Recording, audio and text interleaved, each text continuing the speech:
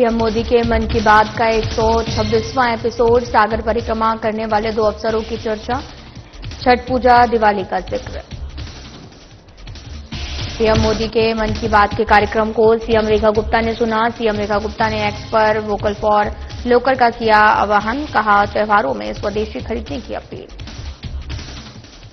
तमिलनाडु के TVK party की rally में मची भगदड़, भगदड़ में कई लोगों ने गंवाई जान।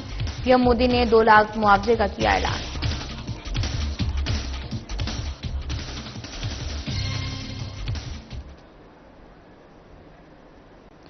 नमस्कार, मैं हूं आपके साथ अंकिता पाल। बुलेटिन की शुरुआत करते हैं। प्रधानमंत्री नरेंद्र मोदी ने कहा, मैं मन की बात के श्रोताओं को इन 2 जाबाज ऑफिसर से मिलवाना चाहता हूं। एक है लेफ्टिनेंट कमांडर दिलना और दूसरी है लेफ्टिनेंट कमांडर रूपा। ये दोनों ऑफिसर हमारे साथ फोन लाइन पर जुड़ी है। आगे उन्होंने क्या कुछ कहा, आपको भी सुनाते हैं। आज मैं मन की बात के श्रोताओं को इन 2 जाबाज ऑफिसर से मिलवाना चाहता हूं।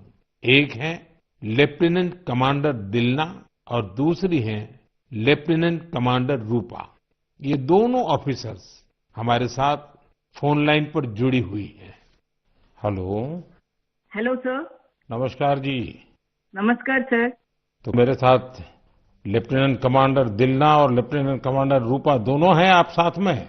जी सर, दोनों हैं। चलिए, आप दोनों को नमस्कारम और वणक्कम। वणक्कम सर। नमस्कारम सर। अच्छा, सबसे पहले तो देशवासी सुनना चाहते हैं आप दोनों के बारे में, आप जरा बताइए। सर, मैं लेफ्टिनेंट कमांडर दिलना हूँ और मैं इंडियन नेवी में लॉजिस्टिक्स कैडर से हूँ सर। मैं नेवी में 2014 में कमीशन हुई थी सर और मैं केरला में कोझिकोड से हूँ। सर, मेरा फादर आर्मी में थे और मेरा मदर हाउसवाइफ है। मेरा हस्बैंड भी इंडियन नेवी में ऑफिसर है सर और मेरा सिस्टर एनसीसी में नौकरी करती है। जय हिंद सर, मैं लेफ्टिनेंट कमांडर रूपा हूँ और मैं navy 2017 naval armament inspection cadre में ज्वाइन किया है और मेरे फादर तमिलनाडु से है और मेरे मदर पौंडीचेरी से है। मेरे फादर एयरफोर्स में थे सर।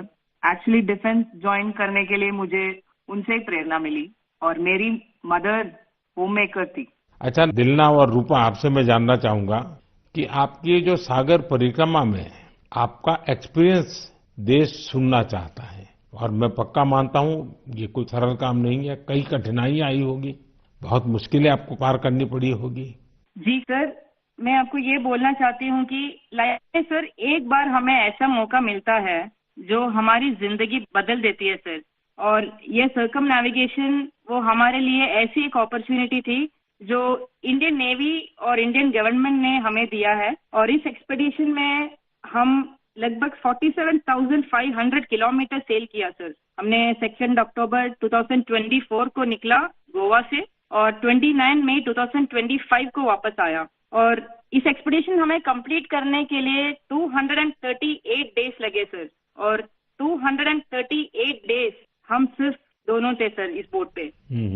और सर एक्सपेडिशन के लिए हमने 3 साल की तैयारी की, नेविगेशन से लेके कम्युनिकेशन, इमरजेंसी डिवाइसेस को कैसे ऑपरेट करना, डाइविंग कैसे करते हैं और बोट में कुछ भी तरह की इमरजेंसी हो जैसे मेडिकल इमरजेंसी से हो कैसे मैनेज करना, ये सब के बारे में हमें इंडियन नेवी ने ट्रेनिंग दिया सर। और इस यात्रा में सबसे मेमोरेबल मोमेंट में बोलना चाहती हूँ सर कि हमने भारत की झंडा पॉइंट नीमो पर लहराया सर। सर, पॉइंट नीमो दुनिया की सबसे रिमोटेस्ट लोकेशन पे है सर।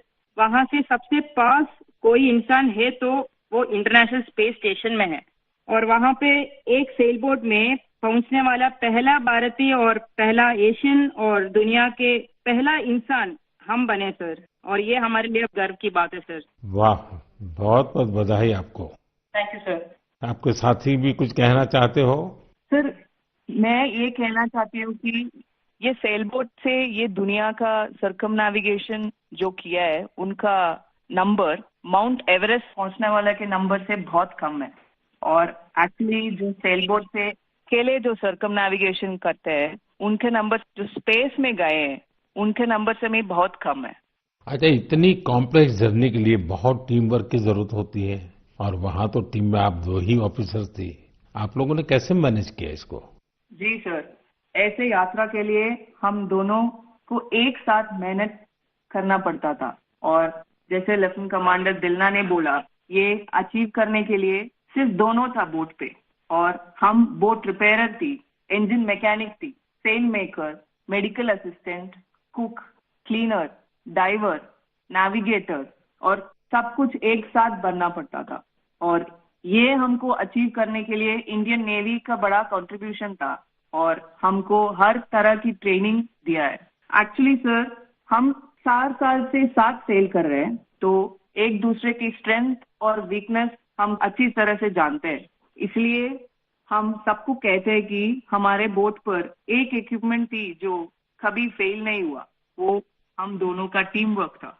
अच्छा, जब मौसम खराब होता था, क्योंकि ये समुद्री दुनिया तो ऐसी है जहाँ मौसम का कोई ठिकाना नहीं, तो आप उस सिचुएशन को कैसे हैंडल करते थे? सर, हमारा यात्रा में बहुत सारा एडवर्स चैलेंजेस सब थे सर। हमें इस एक्सपेडिशन में कई चैलेंजेस फेस करना पड़ा। स्पेशली सर, सदर्न ओशन में हमेशा मौसम बुरा होता है। हमें 3 तूफानों को भी फेस करना पड़ा। और सर, हमारा बोट सिर्फ 17 मीटर का है और लेंथ में उसका विड्थ है सिर्फ 5 मीटर। तो कभी कभी कुछ लहरें आती थी जो 3 स्टोरी बिल्डिंग से भी बड़ी थी सर। और हमने बहुत ज्यादा गर्मी और बहुत ज्यादा सर्दी दोनों फेस किया है हमारे जर्नी में।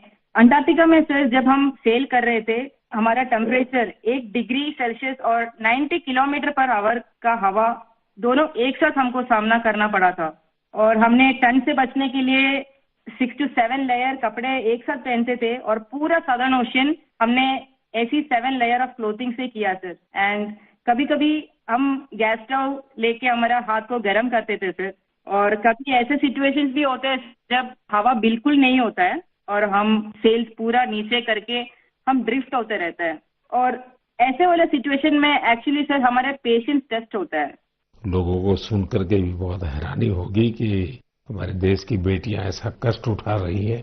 अच्छा, इस परिक्रमा के दौरान आप अलग अलग देशों में रुकती भी रही, वहाँ क्या एक्सपीरियंस होता था? जब भारत की 2 बेटियों को लोग देखते होंगे तो उनके मन में बहुत सारी बातें रहती होगी। जी सर, हमको बहुत अच्छा एक्सपीरियंस मिला सर। हमने 8 महीनों में 4 जगह पे रुकी थी sir. Australia, New Zealand, port Stanley और साउथ अफ्रीका सर। हर जगह पे एवरेज कितना समय रुकना होता था? सर, हमने 14 डेज स्टे किया सर, एक जगह पे। एक जगह पे 14 डेज? Correct sir. और सर, हमने दुनिया के हर कोने में भारतीय को देखे सर। वो भी बहुत एक्टिव और बहुत कॉन्फिडेंस के साथ भारत का नाम रोशन कर रहे हैं। और हमको ऐसे लगा कि हमारा जो सक्सेस है सर, वो अपना भी सक्सेस समझते थे। एंड हर जगह पे हमें अलग अलग एक्सपीरियंस मिला। जैसे ऑस्ट्रेलिया में वेस्टर्न ऑस्ट्रेलियन पार्लियामेंट के स्पीकर ने हमें बुलाया, वो हमें बहुत मोटिवेट किया सर। और हमेशा ये ऐसे सब चीज होता है सर, हमें बहुत गर्व होता था। और जब न्यूजीलैंड में गए तब माओरी लोगों ने हमें स्वागत किया और हमारा भारतीय कल्चर के लिए बहुत रेस्पेक्ट दिखाया सर।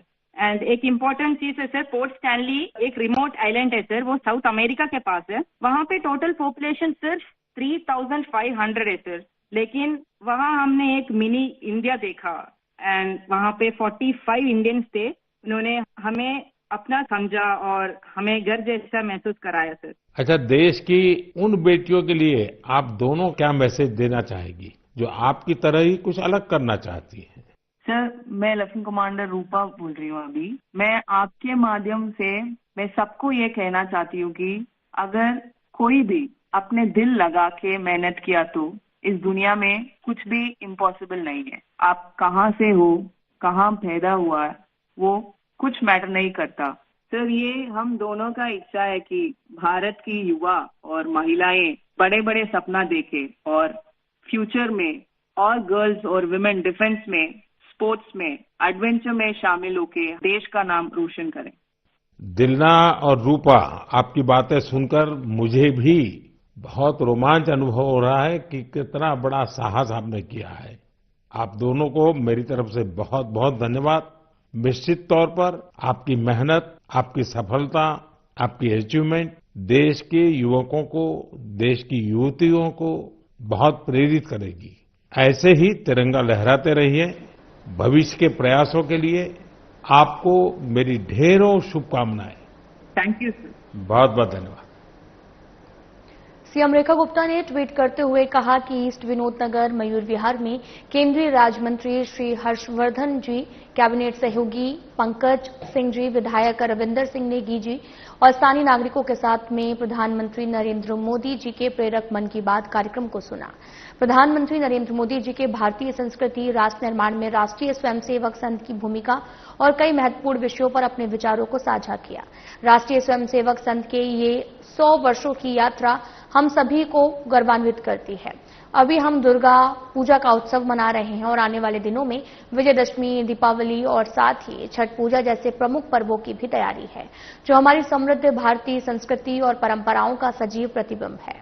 प्रधानमंत्री जी के त्योहारों पर हर देशवासी से वोकल फॉर लोकल का आह्वान किया है। आइए हम सभी प्रधानमंत्री जी के आग्रह पर स्वदेशी को अपनाएं और आत्मनिर्भरता की ओर मजबूत कदम बढ़ाएं। नवरात्रि के पावन अवसर पर हम अपनी नारी शक्ति को पूजते हैं। आज जब हम डॉक्टर डे मना रहे हैं, तब हमारे लिए ये गर्व का विषय है कि हमारी बेटियां आज हर क्षेत्र में अपनी उत्कृष्टता साबित कर रही हैं और उनका योगदान विकसित भारत में अत्यंत महत्वपूर्ण है।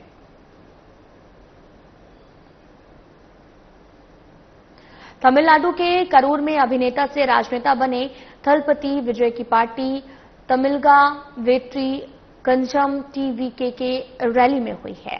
भीषण भगदड़ में 39 लोगों की जान चली गई और इस हादसे के बाद में एक्टर विजय सहित केंद्र और राज्य सरकार ने पीड़ितों के लिए सहायता राशि की घोषणा की है। प्रधानमंत्री नरेंद्र मोदी ने रविवार को प्रधानमंत्री राष्ट्रीय राहत कोष PMNRF से मृतकों के परिजनों के लिए 2 लाख रुपए और घायलों के लिए 50,000 रुपए मुआवजे का ऐलान किया है।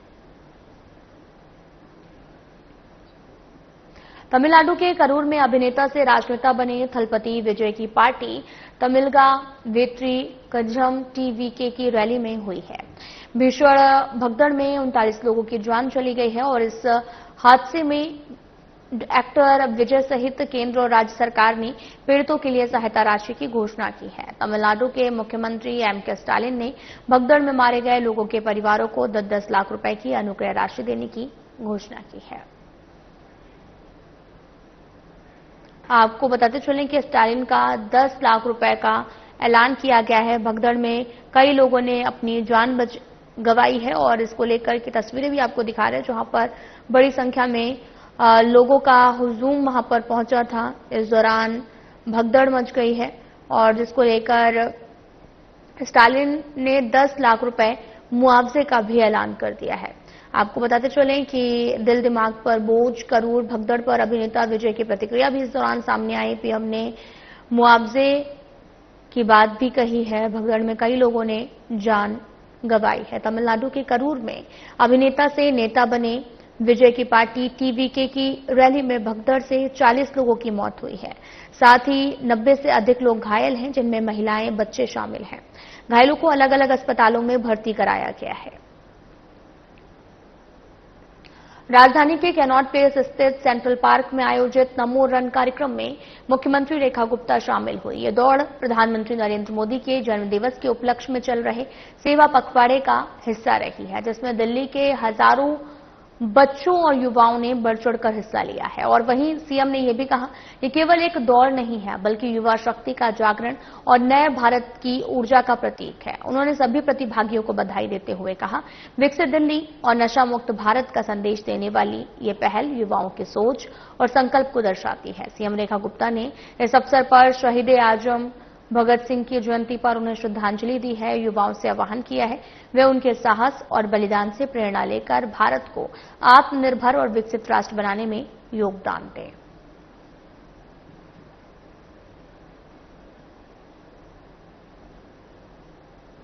दिल्ली की मुख्यमंत्री रेखा गुप्ता ने सोशल मीडिया पर ट्वीट करते हुए महान क्रांतिकारी शहीद भगत सिंह की जयंती पर उन्हें श्रद्धांजलि अर्पित की। इस दौरान उन्होंने ट्वीट करते हुए लिखा, भगत सिंह ने अपने अद्वितीय साहस, बलिदान और अटूट देशभक्ति के बल पर भारतीय स्वतंत्रता संग्राम को एक नई दिशा दी है। सीएम ने आगे ये भी लिखा कि भगत सिंह की वीरता ने पूरे देश में राष्ट्र प्रेम की अलग जगाई, जो आज भी हर भारतीय, विशेषकर युवाओं को राष्ट्र सेवा के लिए प्रेरित करती है। शहीद भगत सिंह के विचार और आदर्श न केवल स्वतंत्रता संग्राम का अमूल्य धरोहर है, बल्कि आज के भारत के निर्माण में भी उनकी शिक्षाएं अत्यंत प्रासंगिक हैं।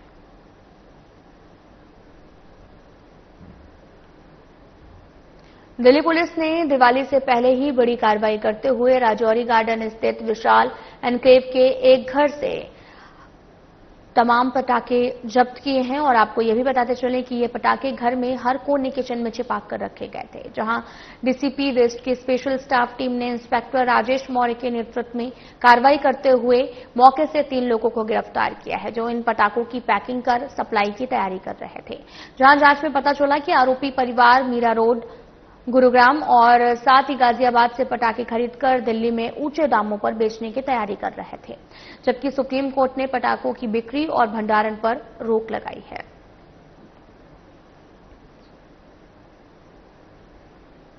तो तस्वीरें आपको दिखा रहे हैं जहां पर पूरे घर में अलग अलग जगहों पर पटाखों के बॉक्स देखने को मिले हैं। तस्वीरें दिखा रहे लगातार जहां पर राजेश मौर्य के नेतृत्व में ये बड़ी कार्रवाई हुई है, जहां 3 किलो 80 ग्राम अवैध पटाखे जब्त किए गए हैं। और हालांकि दिवाली का त्योहार नजदीक है और उसको लेकर अवैध तरीके से पटाखे जब्त किए गए हैं और ये बड़ी मात्रा में बरामद हुए हैं। तस्वीरें आपको दिखा रहे हैं जो कि 3 किलो 80 ग्राम अवैध पटाखे यहां से जब्त किए हैं।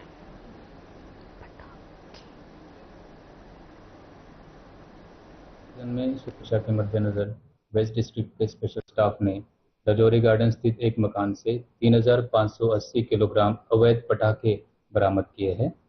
इसमें 3 लोग शामिल थे, जिनके नाम है सुशील कक्कर, उपासना कक्कर और शिवम कक्कर, जो लोग इन्हें अवैध रूप से जमा करके पैकिंग कर रहे थे। इस तत्पर कार्रवाई से न केवल अवैध पटाखे बरामद हुए हैं, बल्कि एक घनी आबादी वाले क्षेत्र में एक संभव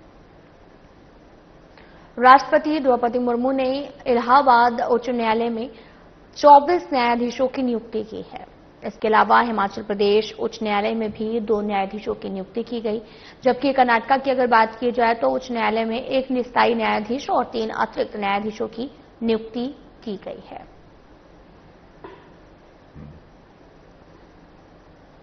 प्रधानमंत्री नरेंद्र मोदी के 75वें जन्मदिन के अवसर पर सेवा पखवाड़ा चल रहा है और इसके अंतर्गत दिल्ली की मुख्यमंत्री रेखा गुप्ता ने 3 बड़ी योजनाओं की शुरुआत की है। संदेश दिया है कि उनकी सरकार आधुनिक तकनीक, स्वच्छ ऊर्जा, सुदृढ़ बुनियादी ढांचे के माध्यम से दिल्ली को आत्मनिर्भर और पर्यावरण संतुलित राजधानी बनाने के लक्ष्य पर लगातार काम कर रही है। मुख्यमंत्री ने मुबारकपुर दबास में 66 11 केवी GIS ग्रिड सब स्टेशन का शिलान्यास भी किया है। नरेला में अग्निशमन केंद्र और रिठाला में 25 किलोवाट सोलर रूफटॉप प्रोजेक्ट का उद्घाटन किया गया है। मुख्यमंत्री रेखा गुप्ता ने रिठाला में कई महत्वपूर्ण विकास परियोजनाओं का उद्घाटन किया, जिससे क्षेत्र के निवासियों को बड़ी राहत मिलेगी। 66 किलोवाट की लाइन के सब स्टेशन का भी उद्घाटन किया, जो बिजली आपूर्ति को सुचारू बनाने में सहायक होगा। और मुख्यमंत्री रेखा गुप्ता ने इस अवसर पर 55 मेगावाट ग्रीन एनर्जी जनरेट करने के काम का भी शुभारंभ किया। ये पहल सरकार की पर्यावरण हितैषी नीतियों को दर्शाती है और भविष्य की ऊर्जा जरूरतमंदों को पूरा करने की दिशा में एक बड़ा कदम है। इसके अलावा एक सरकारी इमारत पर 25 किलोवाट का सोलर सिस्टम भी लगाया गया है।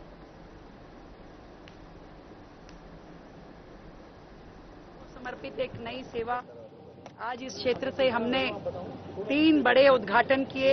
एक नया फायर स्टेशन का उद्घाटन किया गया, 66 केवी की नई लाइन का यहाँ पे सब स्टेशन का उद्घाटन किया गया और साथ ही पूरी दिल्ली में 1000 सरकारी बिल्डिंग्स के ऊपर सोलर पैनल लगा करके 55 मेगावाट ग्रीन एनर्जी जनरेट करने का काम भी आज इस उद्घाटन स्थल से शुरू हुआ है, जो कि जनवरी तक पूरा कर लिया जाएगा।